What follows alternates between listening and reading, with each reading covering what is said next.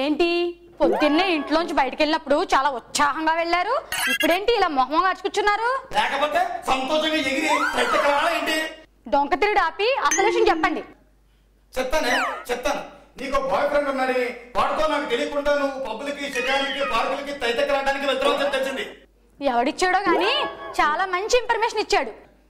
చెప్పు. ఇప్పుడే నాకు విషయం తెలిపోవాలి. నా ఫ్రెండ్ రాజుగాడా? ఛీ, ఆ నల్లోడా? ఎర్రగా ఉంటాడు కుమార్ గారు కదా? ఛీ, ఆ బొండుగాడా? ఇప్పుడు నాకు అర్థమైంది, రమేష్ గారు కదా? ఎంతసేపు నీ ఫ్రెండ్స్ లిస్ట్ చెప్పడమేనా? నాకు మాత్రం ఫ్రెండ్స్ లిస్ట్ ఉండదా?